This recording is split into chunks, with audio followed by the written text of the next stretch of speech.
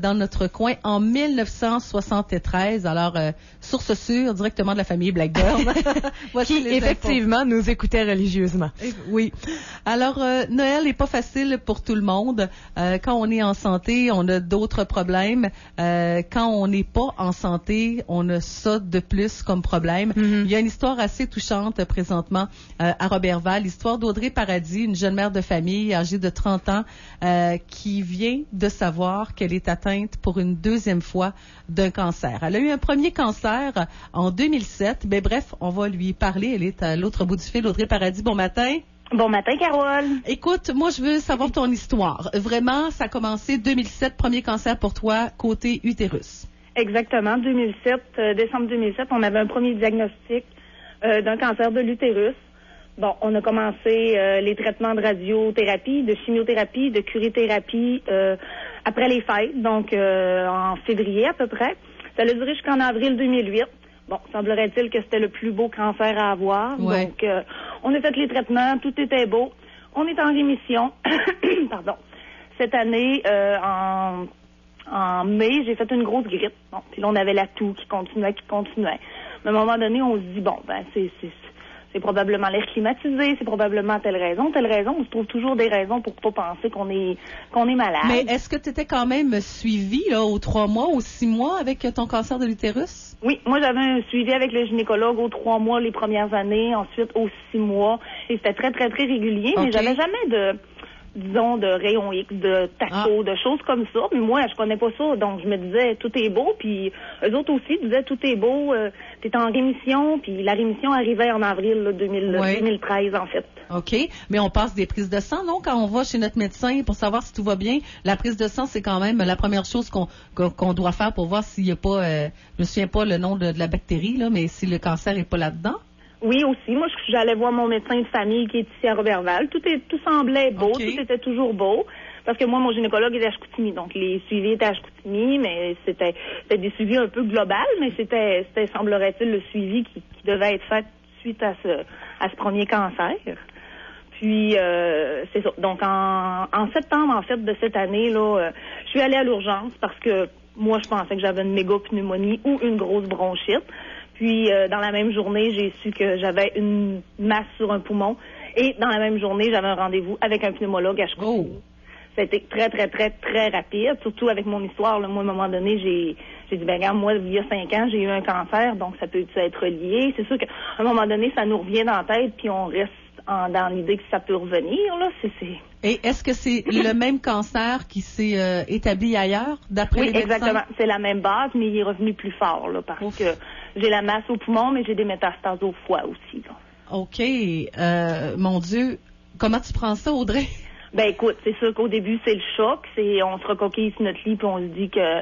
Mais après ça, regarde, avec la famille, les amis, on va se battre, là. On se bat tous les jours. On se bat en se levant le matin jusqu'au soir. Là, on n'a pas le choix.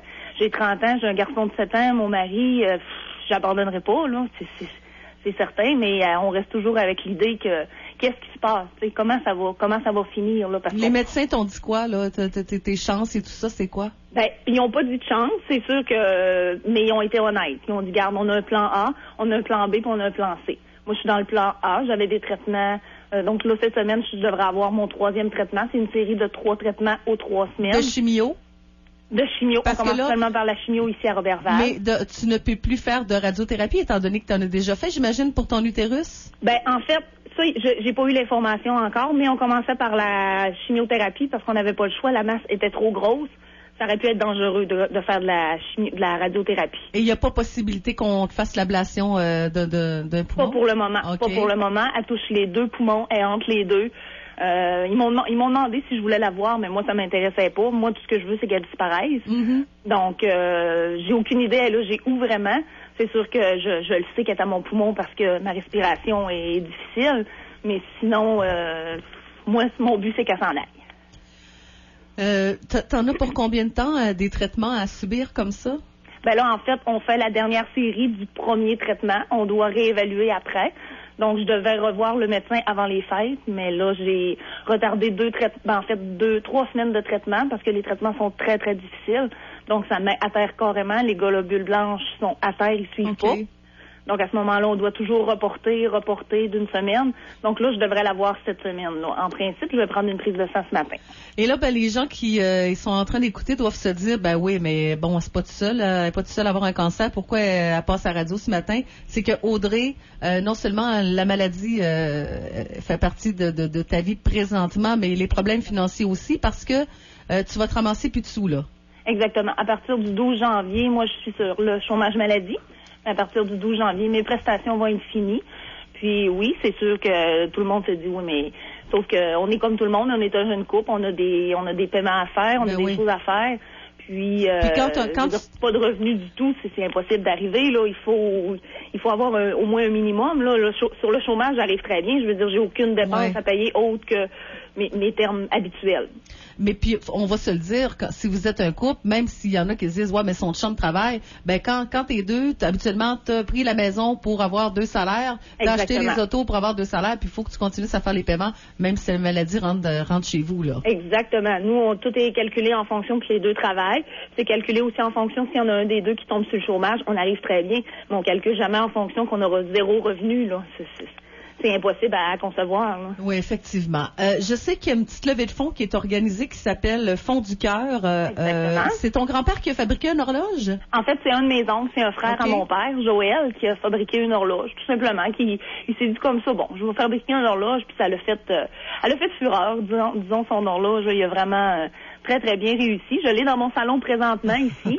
Il y en a beaucoup qui ont dû la voir passer là, sur Internet, sur les petites affiches publicitaires que Sandra, d'ailleurs, que je dois remercier, là, Sandra Méros, qui a travaillé très, très, très, très fort. Je la connais pratiquement pas, cette femme, puis c'est quelqu'un de très extraordinaire. Là, on est pour se rencontrer bientôt. Là. Elle avait été malade, moi j'avais la grippe, donc on s'est pas côtoyé encore, mais on se parle très, très régulièrement sur Internet, puis c'est quelqu'un avec un grand cœur, là.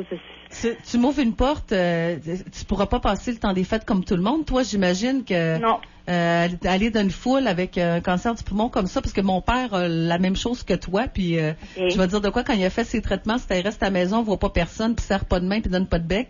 Exactement. Nous, le temps des fêtes, ça va être vraiment restreint en famille. Les sorties en groupe, c'est pratiquement impossible. Là.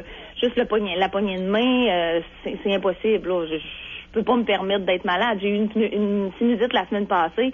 C'est pas quelque chose de gros, mais pour moi, ça a été la semaine, elle a été l'enfer. Là. Donc, je peux pas me permettre d'attraper quelque chose d'autre. Là. Bon, en attendant, il n'y a pas vraiment de souper spaghetti, quoi que ce soit d'organiser pour l'instant au moment où on se parle? Exactement. Pas pour le moment. On a commencé comme tranquillement avec la levée de fonds pour l'horloge.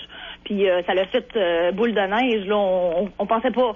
On savait que les gens étaient généreux, mais on pensait pas que ça allait être à ce point-là. Donc, on est comme peut-être dépassé par les événements.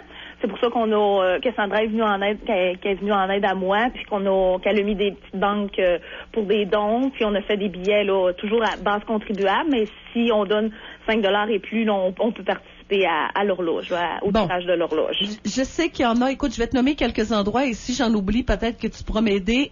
Vous pouvez retrouver ces boîtes-là. Ça coûte 5$ le billet pour courir la chance de gagner l'horloge et tous les sous, naturellement, vont aller à la famille d'Audrey. Alors, Gréco, Uniprix, Family Prix, Jean Coutu, Fairlac, Aspirateur Boily. Est-ce que j'en oublie? Exactement. Nous, on en a rajouté aussi une chez Cuisine. Oh oui, OK. Oui, exactement, parce que Joanie, c'est mon amie. Donc, on a des billets en vente là et on a une boîte aussi pour les dons qui sont là. Bon, écoute, tu pourrais peut-être venir emporter, peut-être pas toi, mais si Sandra est à l'écoute puis elle veut en laisser une dans nos studios, on pourra peut-être essayer de faire de quoi d'ici la fin de la semaine, faire une petite levée de fonds. C'est parfait. Je vais passer, étant donné que je dois sortir ce matin de toute façon. Ça va me faire plaisir de passer. Audrey, je te souhaite beaucoup, beaucoup, beaucoup, beaucoup de courage. Je sais, il n'y a pas d'autre mot. Non, c'est correct. Un beau temps des fêtes à toi. C'est de garder le moral. Je pense que c'est le secret. C'est pas toujours facile. C'est pas toujours facile avec tout ce qui nous tombe dessus, mais il faut garder le courage, il faut garder le moral, on n'a pas le choix.